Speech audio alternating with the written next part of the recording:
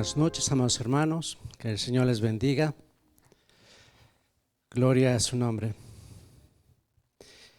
Le voy a invitar, amados hermanos, por favor, que abran sus Biblias en Romanos 11:25. ¿Sí?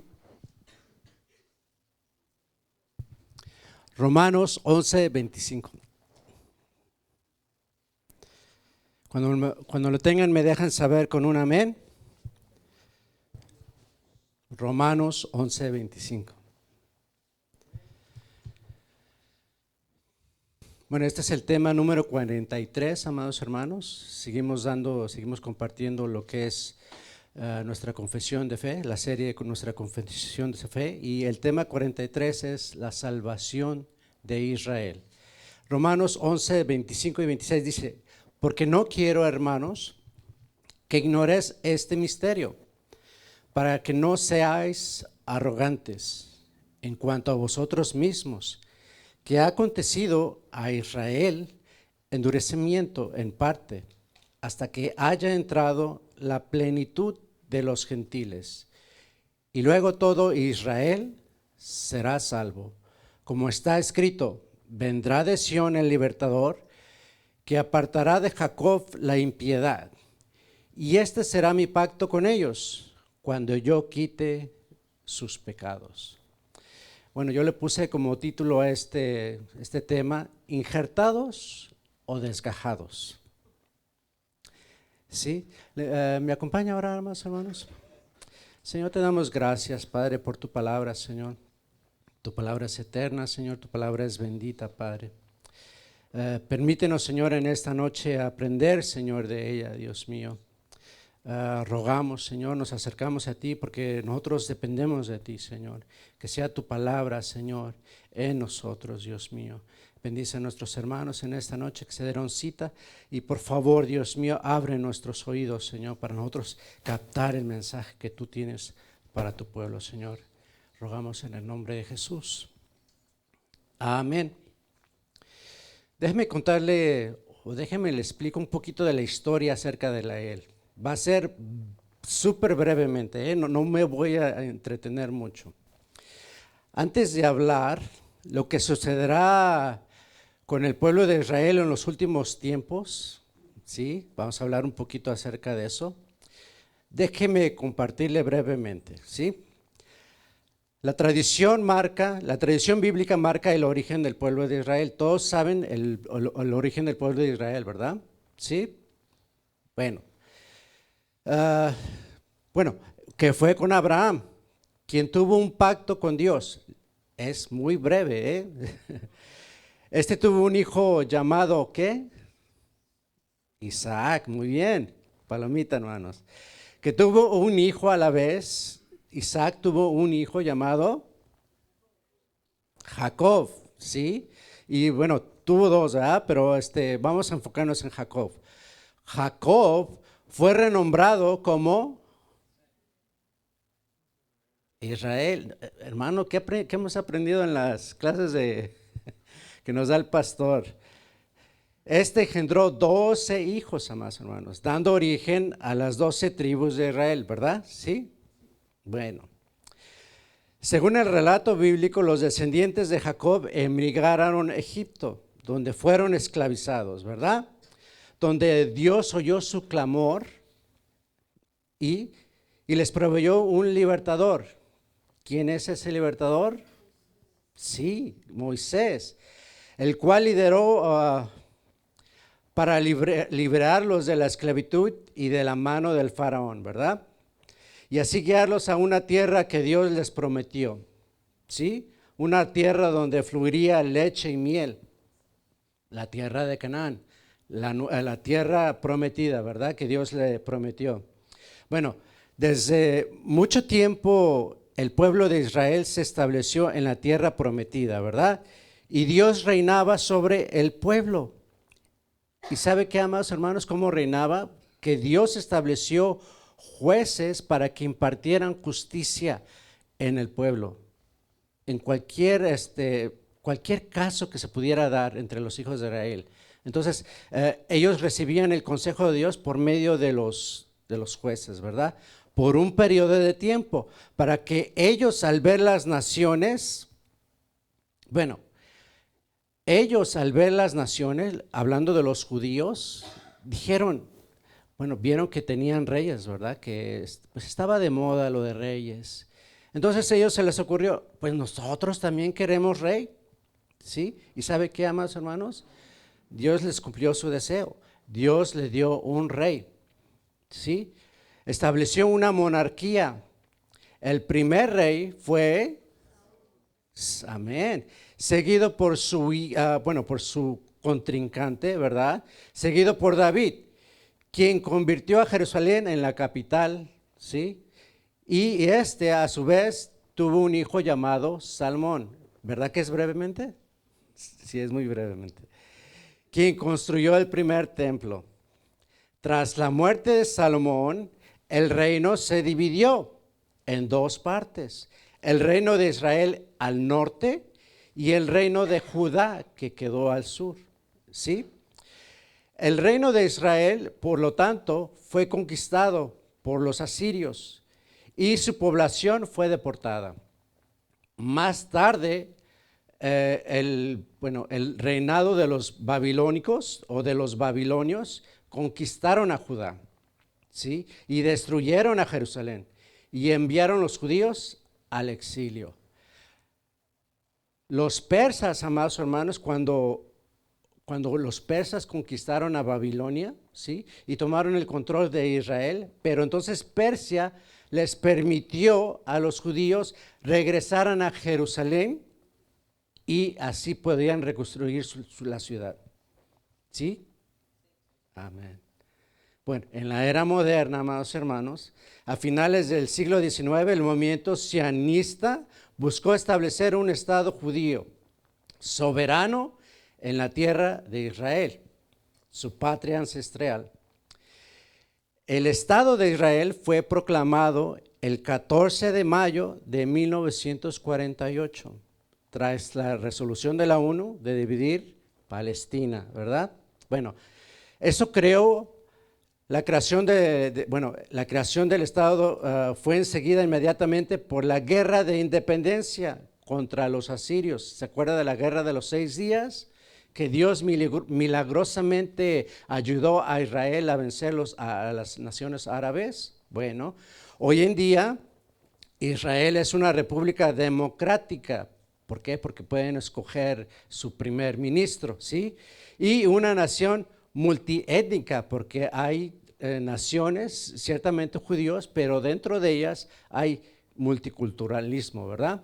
O sea, hay de todo el mundo, enfrentando diversos desafíos sociales, religiosos y económicos, así como conflictos territoriales. ¿Verdad que fui breve? Amén. Si me acompaña a Romanos 11. Tenga preparado porque ahí vamos a estar un poquito lo que es nuestra base de nuestro estudio.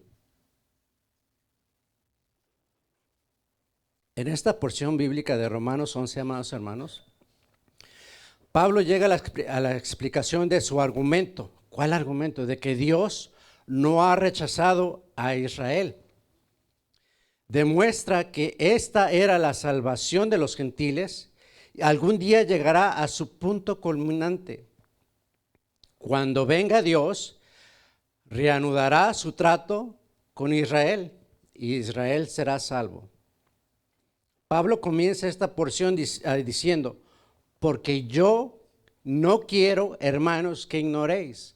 Ese es un punto muy importante que Pablo quiere que nosotros entendamos, que no ignoremos, amados hermanos. Al hacer esto está haciendo hincapié en la importancia de esta verdad que está a punto de revelar.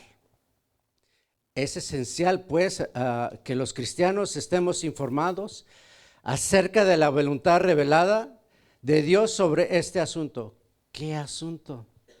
Bueno, lo que pasará con el pueblo de Israel en los últimos tiempos. ¿Cómo la ve? ¿Verdad? Hemos escuchado acerca del arrebatamiento, que Dios viene por su pueblo y viene por todos aquellos creyentes que creyeron en Él, que guardaron la fe, ¿sí? Que vivieron una vida agradable a Dios, ¿sí? Entonces Dios dice que en primera de Tesalonicenses 4:16, si me acompaña. ¿Qué dice primera de Tesalonicenses? Dice, porque el Señor mismo, con voz de mando, con con voz de arcángel y trompeta de Dios, descenderá del cielo y los muertos en Cristo resucitarán primero. Luego que nosotros que vivimos, los que hayamos quedado, seremos arrebatados juntamente con ellos en las nubes para recibir al Señor en el aire y así estaremos siempre con el Señor. ¿Verdad que ya lo hemos escuchado? ¿Cuántos escucharon las enseñanzas pasadas? Las dos últimas, ¿verdad? ¿Verdad que están bien bonitas y están muy informativas, ¿verdad? Vuélvalo a ver para que pueda más o menos entender lo que vamos a platicar en esta noche. Nosotros, todos los cristianos que creímos en el Señor, los que nacimos de nuevo, amados hermanos, estaremos con el Señor por siempre. No habrá tristeza, no habrá más llanto, no habrá más dolor, no habrá más enfermedad, no habrá más trabajo, hermanos. ¿No están felices? Yo sí, ya no voy a levantar cajas. Ya no voy a estar sudando, ¿verdad? Ya no voy a estar manejando en la calle, hermano, ya no voy a estar manejando. Vamos a estar en la presencia de Dios. Todo será paz y estaremos con nuestro amado, con nuestro Redentor, celebrando las bodas del Cordero. ¿Cómo ve, hermanos? Güey espera ese día, lo espera con ansia. No perdamos la fe, amados hermanos. Él viene por nosotros, Él lo ha prometido. Él dijo en su palabra que he aquí yo voy a apartar los lugares para que donde yo esté, ustedes también estén.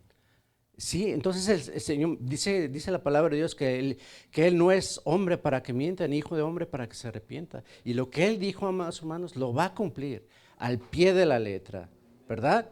Y después en la segunda venida vendremos juntamente con Él para juzgar a las naciones. ¿Sabías de eso?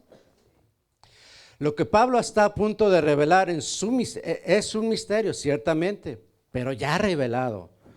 Bueno, un misterio es un plan o verdad de Dios que estuvo oculto durante mucho tiempo, pero que ahora ha sido revelado por medio de la palabra de Dios, ¿verdad?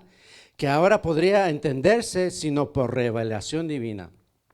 En Romanos 16:25, si me acompaña.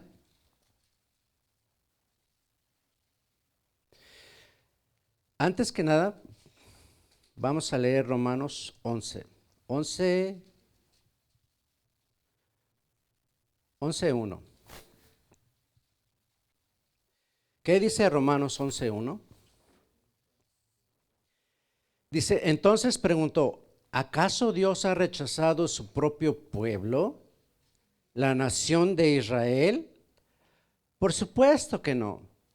Yo mismo soy israelita, dice Pablo, descendiente de Abraham y miembro de la tribu de Benjamín. El 2. No, Dios no ha rechazado su pueblo, nos está respondiendo, el cual eligió desde el principio. ¿Se dan cuenta de lo que dicen las escrituras sobre el tema? Sí. Pablo define un misterio, amados hermanos, como algo que está mantenido en secreto desde los tiempos eternos, pero se ha manifestado ahora. Pablo quiere que los gentiles, ¿cuántos son gentiles en esta noche? Si usted no tiene la palabra gentil, es la palabra, bueno, son los no judíos, ¿sí? Las personas que no son judíos, de las tribus de Israel, ¿verdad? Los descendientes de las tribus de Israel, pues nosotros se nos llama gentiles, ¿verdad?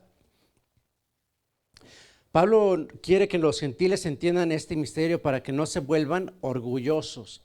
Voy a abundar en esto, lo que es el orgullo, y que no se vuelvan orgullosos en su pensamiento.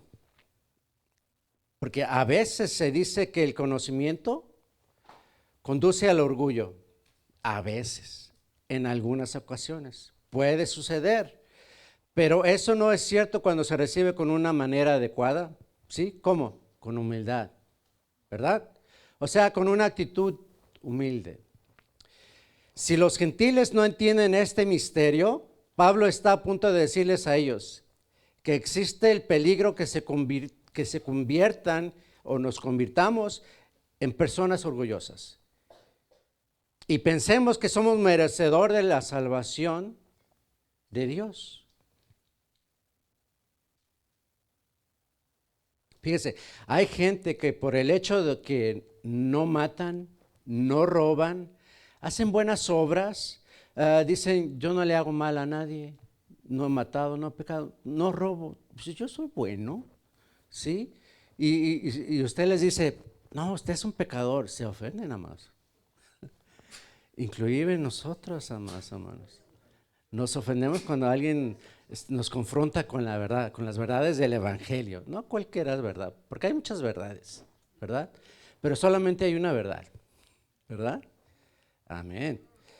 Bueno, pensamos que pues, somos merecedores del cielo. Pero la escritura es muy clara al decir, amados hermanos, si me acompaña Efesios 2:9. ¿Qué dice Efesios 2:9?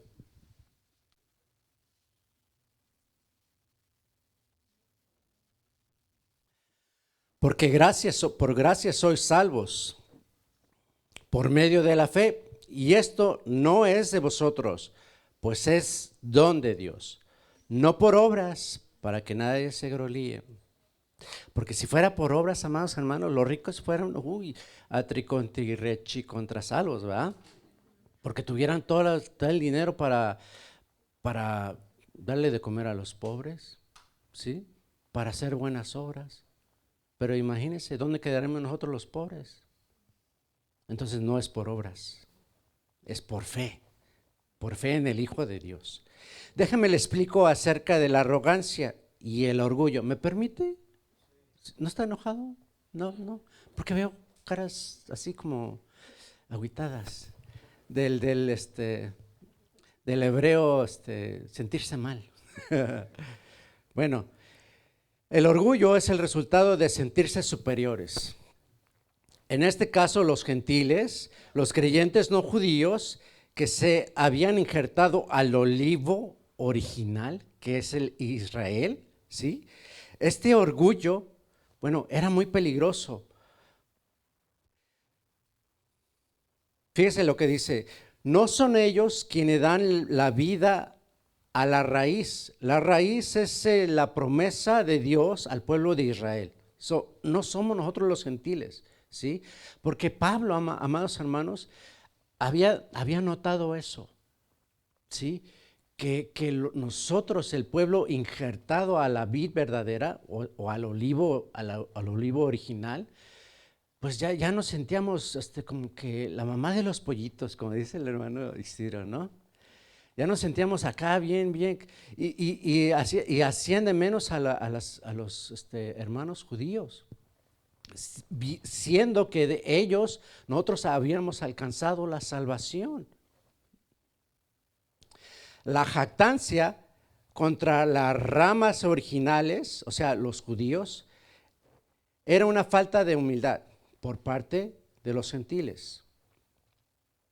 Ahora, ya que su salvación, la salvación de los gentiles, vino a través del tropiezo de Israel, porque no lo recibieron, ¿sí? Porque a los suyos vino, pero los suyos no lo recibieron. Pero más lo que le recibieron la potestad de ser hechos hijos de Dios. ¿Usted es hijo de Dios? Ah, qué privilegio, ¿verdad, hermano? Qué privilegio. Bueno, la jactancia impide reconocer que la salvación de los gentiles se debió en parte al rechazo de Israel, lo que debería generar humildad, ¿verdad? No soberbia. Es un error pensar que uno es autosuficiente. El pasaje recalca que la raíz, lo que le dije, la promesa de Dios a través de Israel, es que sostiene a las ramas injertadas, que somos nosotros, ¿sí? Los gentiles, y no al revés. La jactancia, amados hermanos, muestra una falta de temor y respeto, ¿sí o no? No lo escuché más, no están, como que no están de acuerdo. Déjenme se lo repito. Regresé a la grabadora. La jactancia muestra una falta de temor y respeto hacia la severidad de Dios con las ramas que fueron cortadas por su incredulidad. Hasta tal extremo que hay peligro de apostasía. ¿Por qué? Porque al jactarse los gentiles muestran un peligroso orgullo que los aleja de la humildad necesaria para permanecer en la bondad de Dios. La jactancia es el primer paso hacia una caída espiritual, ¿sí o no? Similar a lo que le pasó a Israel, ¿sí? Porque Dios escogió un pueblo para que fueran apartados de las naciones. ¿Para qué? Para que ellos vivieran conforme a la voluntad de Dios en santidad, en todo lo bueno que Dios quiere para nosotros, ¿verdad? Pero ellos rechazaron a Dios, ¿cómo? Yéndose en busca de dioses falsos, ¿sí? Y ellos se arrepentían, pero volvían a caer otra vez. Y Dios los perdonaba, pero llegó a tal extremo que lo rechazaron. Sí, no queremos nada contigo. La jactancia es un derivado de la arrogancia. La arrogancia está vista en la Biblia. ¿Está muy fuerte? ¿Le molesta sus oídos, hermanos?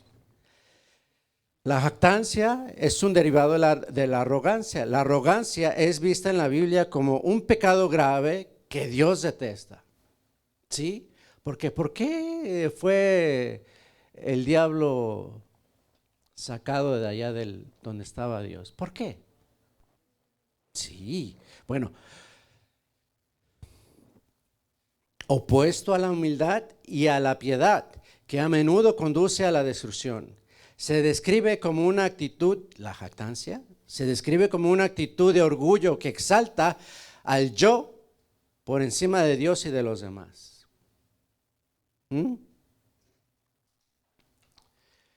Llevando a la caída, mientras que la humildad, amados hermanos, precede al honor y la sabiduría. ¿Cuántos quieren humildad?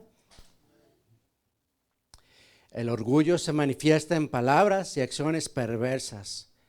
Y voy a abundar un poquito en algunas de esos, ¿verdad? Pero la Biblia insta a practicar el amor y el servicio a otros a la manera de Jesús y a que la confianza provenga de Dios en lugar del propio ego, ¿verdad? Ejemplos de jactancia y arrogancia. Una de ellas fue la actitud del fariseo. ¿Se acuerdan de ese pasaje?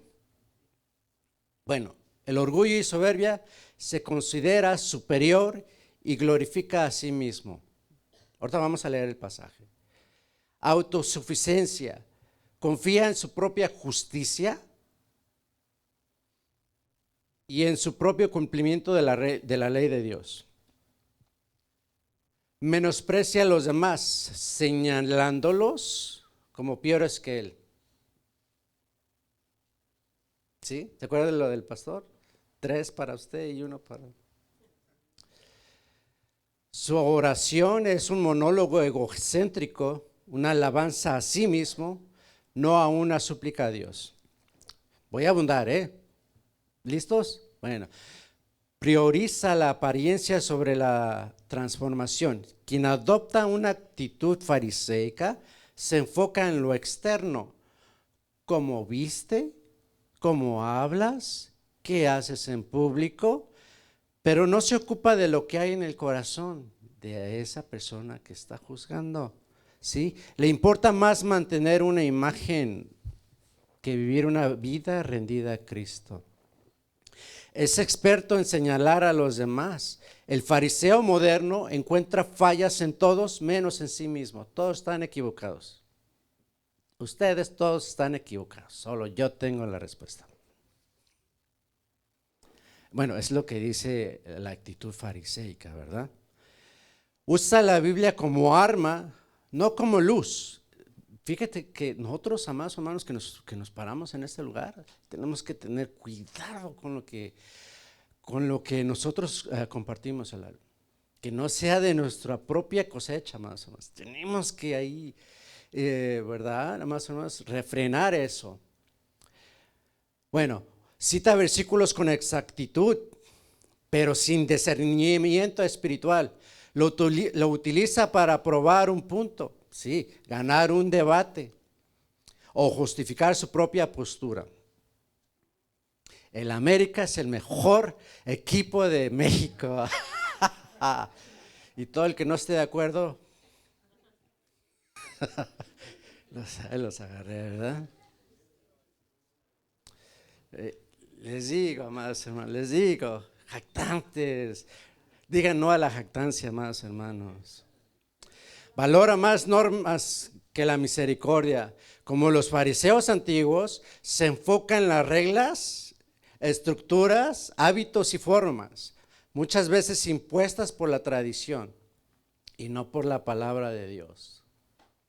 Su énfasis está en hacer lo correcto, sí, quieren hacer lo correcto, pero antes que vivir por gracia. No admite corrección. El fariseo de hoy suele tener un corazón endurecido. No deja que el Espíritu Santo no se deja guiar por él, ni por otros creyentes que vienen a él. Cree tener siempre la razón.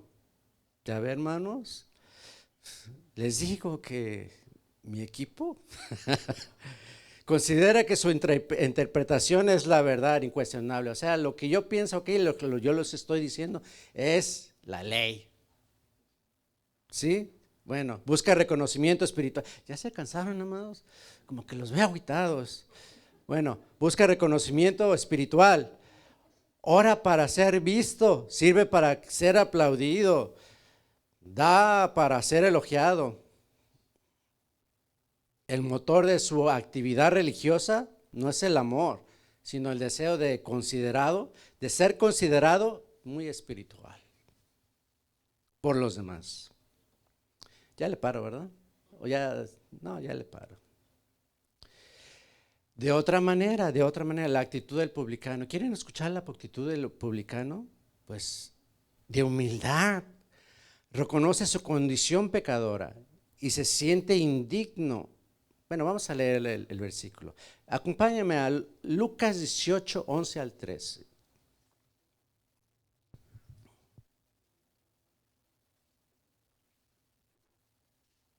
Puesto de pie el fariseo, oraba así: Señor, te doy gracias porque no soy como los demás, como estos hombres.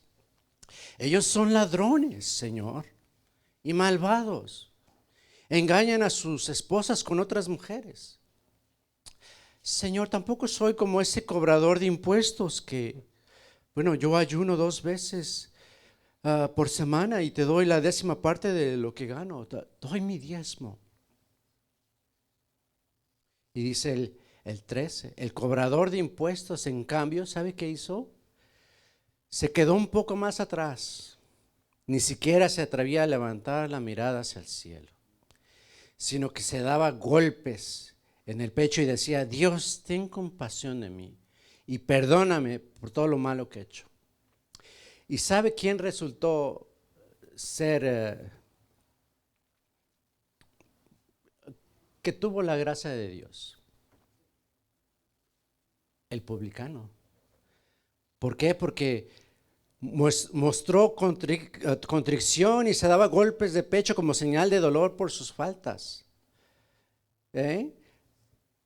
No confió en su propia justicia como el fariseo, sino que suplicaba a Dios que se apiadara de él. Su oración fue corta, sí, fue corta, pero sincera, llena de humildad y de dependencia de la misericordia divina.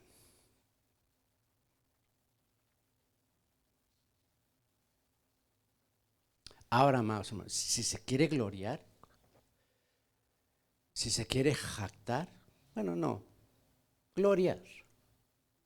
pues haga lo que Primera de Corintios, o dice Primera de Corintios 1:31. ¿Qué dice? Pues si se quiere gloriar, amados hermanos, para que, dice, como está escrito, el que se gloríe, pues gloríese en el Señor. Bueno, ¿dónde nos quedamos en Romanos 11? Bueno, siguiendo acerca de donde nos quedamos, ¿cuál es el misterio que habla Romanos 11:25? Ese endurecimiento parcial que ha ocurrido a Israel, que la plenitud de los gentiles haya llegado, examinando el término endurecimiento, amados hermanos, en Romanos 11:25, ¿sabe qué significa? Insensible. O sea que Dios hizo que ellos se tornaran insensibles. ¿Insensibles qué? Al llamado de Dios. Y denota una torpeza e insensibilidad. En este caso, el endurecimiento se refiere a la condición espiritual de Israel. Ahora, nótese, sin embargo, que este endurecimiento era solo parcial, no iba a ser para siempre, no va a ser para siempre. ¿Por qué? Bueno, no todos los judíos han rechazado el evangelio, más o menos. Siempre el Señor se ha provisto de un remanente fiel a través de los tiempos, ¿sí? Porque algunos han aceptado a Jesucristo como su Rey y Salvador. Algunos han creído. Pablo mismo era un testimonio de que los judíos creían en Cristo. También vemos de este versículo que no solo el endurecimiento de Israel era parcial, también era temporal. O sea, no iba a durar para siempre. No va a durar para siempre. La palabra hasta, que es significativo, ¿sabe por qué? Porque demuestra que el endurecimiento de Israel es solo para un periodo de tiempo determinado. ¿Cuál tiempo?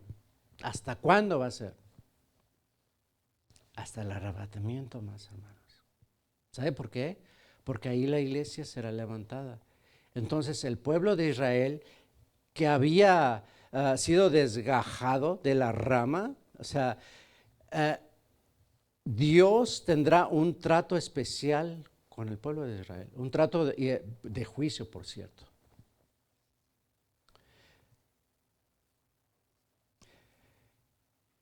¿Por qué? Dice, ¿por qué del endurecimiento del pueblo de Israel? Porque dice Juan 1, Evangelio de Juan 1, capítulo 1, el versículo 11 al 12, dice, a los suyos vino y los suyos no le recibieron, mas todos aquellos que le recibieron, a los que creen en su nombre, les dio potestad de ser hechos hijos de Dios.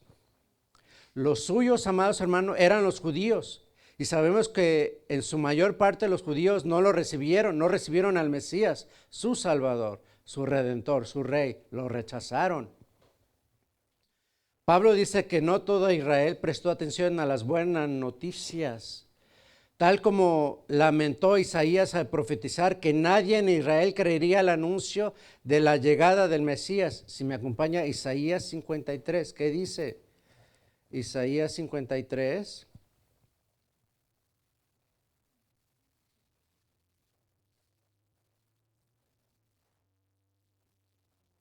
Dice, ¿quién ha creído a nuestro mensaje? ¿A quién ha revelado el Señor su brazo poderoso? El 3, fue rechazado, fue despreciado y rechazado, hombre de dolores, conocedor del dolor más profundo. Nosotros le dimos la espalda y desviamos la mirada. Fue despreciado y no nos importó. Esto es el pueblo judío cuando lo rechazó. La fe viene por el oír, amados hermanos, pero la capacidad de oír y creer viene por la palabra de Cristo. El Señor dijo a través de Isaías que nadie creería en el Evangelio cuando Cristo viniera por primera vez. ¿Sí? Según Pablo, ¿tiene sueño?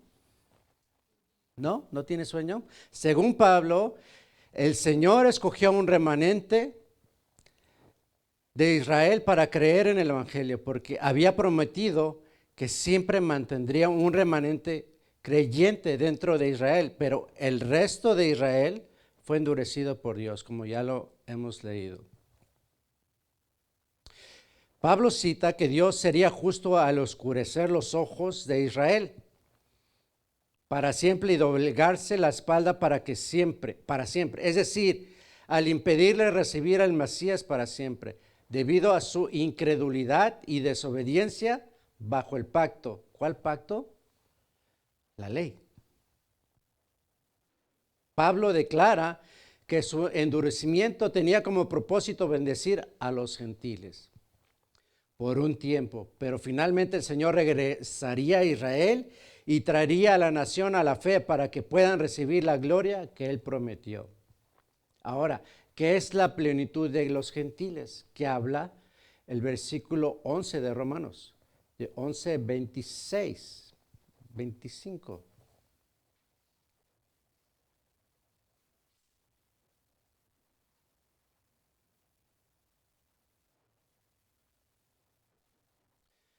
Dice, en esta época que Dios ha salvado principalmente a gentiles, esta era la salvación de los gentiles que llegara a su punto culminante en el arrebatamiento o en el rapto de la iglesia. Solo Dios sabe la plenitud de esta era gentil y va a terminar. Pero ¿cuándo será eso más o menos? ¿Cuándo será el arrebatamiento? Fíjese, Mateo 24, 36 dice, pero el día ni la hora nadie lo sabe, ni siquiera los ángeles del cielo, ni el Hijo, sino solo el Padre. Por si alguien le dice, pues, ¿sabe qué? El 12 de diciembre va a venir el Señor. No lo crea, más hermanos, porque nadie lo sabe. ¿Sí? Esto también lo dice Marcos, el Evangelio de Marcos 13, 32. Nada más anótelo. Déjenme abundo más acerca de la plenitud de los gentiles. Pablo reconoció el hecho que Israel no aceptará al Mesías cuando vino ofreciendo el reino. Representaban una bendición para los gentiles, ciertamente, ¿verdad? Sí, porque ellos lo rechazaron, pero para nosotros fue una bendición. En lugar de establecer ese reino en la tierra en ese momento, Cristo murió para pagar por los pecados de todo el mundo, ¿sí? Al hacerlo, Cristo cumplió la promesa que Dios hizo a Abraham, que de la descendencia de Abraham serían bendecidos todos los pueblos de la tierra. Esto lo dice Génesis 12, por si lo quiere leer, anótelo. Ese endurecimiento parcial de Israel representó también un cambio de enfoque hacia el anuncio de la salvación de los gentiles. Pablo se reconoció como apóstol de los gentiles. Eso lo dice Romanos 11:13. Voy un poquito rápido, nomás anótelo en su super memoria que usted tiene ahí, ¿verdad? Porque no veo que se escriban, pero en la super memoria que dice, esa memoria capta todo, ¿verdad? Dice, y buscó que muchos gentiles llegaran a conocer a Cristo para que se cumplieran esas promesas y entonces el pueblo judío pudiera volver a su Mesías. Eso lo dice Romanos 11, del 14 al 15. Pablo aludió en esto en 2 de Timoteo 17, 2 de Timoteo 4, 17, cuando expresó que su gratitud porque Dios lo sostenía para que el apóstol pudiera cumplir su ministerio y para todos los gentiles lo pudieran oír. Un dato ahí muy importante. La plenitud de los gentiles, amados hermanos, en Romanos 11:25, que es el versículo que estamos leyendo base, nos recuerda que el enfoque global de Dios, amados hermanos, con la proclamación universal del Evangelio de salvación y la cronología con los tiempos de los gentiles aún no completados, un día la plenitud de los gentiles se complementará. ¿Y cuál será ese día? Cuando el Señor nos venga a arrebatar, nos venga a llevar para que estemos juntamente con Él, ¿verdad? Ahora sí, la salvación de Israel. El versículo 26, si me acompaña, ¿qué dice el versículo 26? Y entonces todo Israel será salvo, como dicen las Escrituras.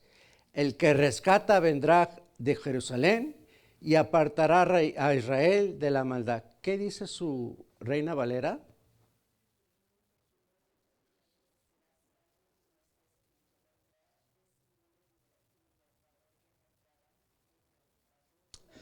Amén. Este es el clímax del argumento en Romanos 11:26. Una vez que Dios ha completado su propósito con los gentiles, ¿sí?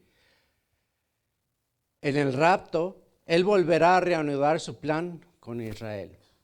Cuando Él lo haga, Israel como nación experimentará la salvación de Dios. Pero antes Dios tendrá un trato fuerte con ellos. De juicio con la nación de Israel. De tal manera que durante el periodo de la tribulación, ellos aceptarán a un falso Mesías, no al que vino a salvarlos, no al cual negaron. Ellos recibirán a un falso Mesías, el cual los va a traicionar. Durante la tribulación, aquí nos metemos un poquito en lo escatológico. Nomás, si usted se imagina un pastel, no le vamos a hacer así al pastel. No nos vamos a comer el pastel entero. Bueno, durante la tribulación Israel recibirá el castigo justo por su desobediencia. Por tanto, los judíos en medio de la tribulación serán el resultado de la desobediencia del pueblo de Israel. El apóstol Pablo, amados hermanos, advirtió sobre un hombre de pecado, ¿sí? El anticristo. Esto lo puede corroborar en 2 Tesalonicenses capítulo 2, versículo 3, 8 y 9. El apóstol Juan describió a este individuo como antidios o la bestia. Esto lo dice Apocalipsis, lo puede encontrar en Apocalipsis capítulo 13, versículo del 1 al 10. Este individuo será energizado por Satanás, el adversario. Ascenderá a la prominencia durante el periodo de la tribulación. Encabezará un imperio. ¿Sí? Inicialmente promulgará un tratado de paz con Israel. Esto si lo quiere buscar, está en Daniel capítulo 9, versículo 27. Luego intentará dominar al mundo. A partir de la mitad del periodo de la tribulación, serán 7 años de tribulación. En esos 7 años de tribulación, amados hermanos, habrá sufrimiento como nunca lo ha visto en la historia de la raza humana. Habrán copas de ira, habrán sellos que tendrán que ser abiertos, pero todo esto será juicio y trato de Dios hacia con Israel y las naciones. El anticristo traicionará y tratará de destruir a los judíos, perseguirá a los creyentes que se quedaron. ¿Sabe quiénes son esos creyentes? No, las personas tibias que no quisieron arreglar su vida con Dios, que vivían un pie en el Evangelio y otro en pie en el mundo. Y establecerá su propio reino en la tierra. Esto lo dice Apocalipsis 13. Hablará palabras arrogantes como ya las vimos. Por eso le dije que pusiera atención en ese lo que compartimos. Y jactanciosas para gloriarse de sí mismo. Esto lo dice 2 Tesalonicenses 2:4. Yo los traigo escrito, pero vamos rápido, ¿verdad? Para que se vayan a tomar su cafecito o nos vayamos a los tacos. Se caracterizará por una perpetua exaltación de sí mismo. El pacto del anticristo firme con Israel está profetizado en Daniel 9:27. Él hará un pacto firme con muchos por una semana, pero la mitad de la otra semana pondrá fin al sacrificio y la ofrenda en el lugar santo. La firma de este pacto marca el comienzo del periodo de la tribulación. Habla de semanas, amados hermanos, pero en el lenguaje bíblico son Son 3 años de tribulación, son 7 años, pero a la mitad de esos, de 3 años y medio, el anticristo dejará ver su cara verdadera, su cara real, ¿sí? Entonces los que pensaron que era su Mesías, respuesta, desagrado que se van a llevar. Aparentemente el anticristo resolverá la crisis del Medio Oriente. Escuche bien, porque esto es cierto. Y obligará a todas las partes, o sea, a los judíos, musulmanes, que se lleven bien, que se lleven como hermanitos. Será un pacto firme respaldado por el poder infernal de Satanás, sobre el cual gobernará el anticristo. La idea es que obedece el pacto y sufre las consecuencias. Eso será su lema. O sea, dice que no permitirán que nosotros no podemos vender ni comprar. A lo menos que tenga la marca de la bestia. Solamente así. El anticristo aparecerá como una persona impotente, parecerá un genio intelecto, eso lo dice Daniel 8:23, del comercio, como parecerá en el mundo, ¿no? Eso lo dice Daniel 11:43, Apocalipsis y 13, capítulo 13 del 16 al 17. Él aparecerá como un hombre impotente de guerra, eso lo dice Apocalipsis 6:2. También lo dice Apocalipsis 6:13.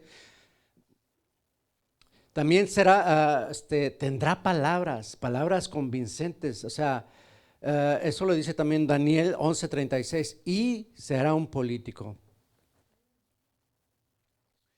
Eso lo dice Apocalipsis 17, del 11 al 12. El anticristo también realizará señales y prodigios falsos y engañará a mucha gente durante la tribulación. Eso lo dice segunda de Tesalonicenses 2, capítulo 2, del 9 al 10. El falso profeta será su ayudante personal del anticristo, su mano derecha, su mano derecha. El falso profeta intentará que el mundo adore al anticristo. Esto lo dice Apocalipsis 13. La gente de todo el mundo se verá obligada a recibir su marca, sin la cual no podrán comprar ni vender, lo que permitirá al anticristo controlar la economía mundial. Esto lo dice Apocalipsis capítulo 13, del 16 al 17. El anticristo acabará gobernando el mundo entero. Muchas personas creerán que la paz en el Medio Oriente finalmente será lograda, pero demasiado tarde se darán cuenta que hicieron un pacto con la muerte. ¿Cómo ven, hermanos? Algo que también Dios dijo en Isaías 28:15. El líder mundial emerge a quien todo el mundo mira como un gran hombre de paz, pero resultará ser un conquistador dispuesto a conquistar. Luego este líder cometerá un acto de blasfemia, el cual le hablé hace ratito, el cual los incrédulos llaman la abominación desoladora. ¿Cuál es esa abominación? ¿Se acuerda? Bueno, la historia habla acerca de un hombre de Antíoco Epifanes en el año 168 antes de Cristo. ¿Qué hizo este hombre? Él se metió en el templo, amados hermanos, y se constituyó Dios en el templo de Dios en Israel. Pues sucederá lo mismo. Jesús les advirtió que huir, vamos a la gran tribulación. Jesús les advirtió huir a los montes cuando la vieran, diciendo que eso sería comienzo del peor tiempo de angustia que el mundo jamás haya visto. Las personas que son creyentes huirán. ¿Cuáles son los creyentes? Los que mencionamos hace ratito.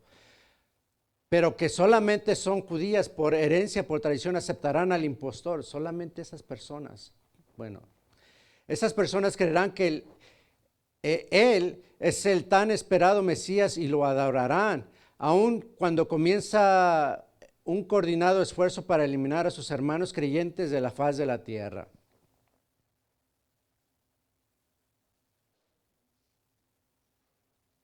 Vamos rápido. Hacia el final de la gran tribulación, amados hermanos, esto es lo que sucederá. Sobre la casa de David, esto lo dice Zacarías, si va conmigo a Zacarías 12:10. ¿Qué dice Zacarías 12:10? Sobre la casa de David y sobre los habitantes de Jerusalén derramaré un espíritu de buena voluntad y de oración, y volverán los ojos a mí y llorarán por el hombre a quien traspasaron, como se llora y se guarda luto por el hijo primero y único. Después de eso, si me acompaña a Oseas capítulo 5:15. ¿Qué dice Oseas capítulo 5:15? Después de eso volveré a mi santo lugar, hasta que ellos reconozcan su pecado y busquen mi rostro, porque en su angustia me buscarán. Esto es los sucesos que sucederán con el pueblo de Israel en los últimos tiempos. Finalmente, en su hora de desesperación, ellos admitirán su culpa y harán lamentación por él. Joel 3:21. ¿Qué dice Joel 3:21? Y el Señor limpiará la sangre derramada, la cual no quedará sin castigo. Finalmente, ellos tendrán el motivo de los últimos 2000 años. Fue acerca de Dios, esperando que Israel admitiera que su Mesías había llegado y que no lo reconocieron. Luego de su retorno, el Señor primero irá al lugar en donde el remanente creyente de Israel estará y derrotará todas las fuerzas enemigas que rodearon a su pueblo. Eso lo dice Isaías 63, del 1 al 6. Luego irá a Jerusalén a liberar a su ciudad y derrotar las fuerzas reunidas contra ellos. Porque Israel, amados hermanos, en los últimos días será sitiada. Será sitiada por todas las naciones de la tierra que se van a reunir para destruir a Jerusalén. Pero entonces ellos se acordarán que al que traspasaron, ese fue el que rechazaron. Entonces van a volver al Señor. Apocalipsis 19, 11 al 21 dice, al finalizar el día, Él será rey de toda la tierra y su nombre será el único nombre. Y después, ¿sabe qué, amados hermanos?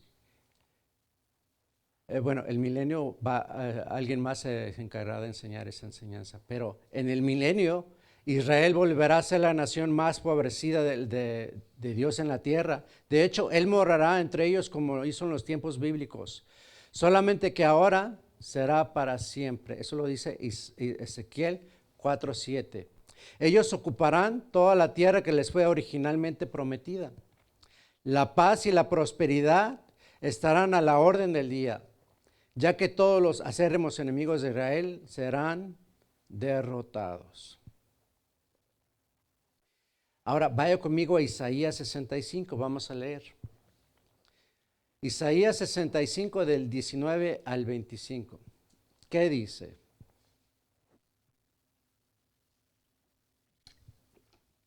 Ya con esto vamos a concluir. Dice, y yo mismo me alegraré con Jerusalén y haré fiesta con mi pueblo. En Jerusalén no habrá más llanto, ni se oirán gritos de angustia. No habrá niños que mueran al nacer, ni ancianos que mueran antes de tiempo. Morir a los 100 años será morir joven. Dice, pero no llegarán a esa edad. El que llegue a esa edad, dice, será una maldición. Mi pueblo, esto es el 22, mi pueblo constituirá casas y vivirán en ellas, sembrará viñedos y campos de trigo y comerán pan y beberán vino. Mi pueblo tendrá una larga vida y podrá disfrutar del trabajo de sus manos. Mi pueblo no trabajará en vano, ni sus hijos morirán antes de tiempo, porque yo los bendeciré. ¿Sí? Y siguen en algunos versículos. Bueno, amados hermanos, esto es lo que yo tenía para ustedes y que me acompaña a orar, amados hermanos. Vamos a dar gracias a Dios por su palabra. Señor, te damos gracias. Gracias por tu palabra, Señor. Tu palabra es bendita. Tu palabra, Señor, nos cambia, Señor. Te damos gracias porque a través de ella podemos aprender de los sucesos, Señor, que van a acontecer en los últimos días, Padre.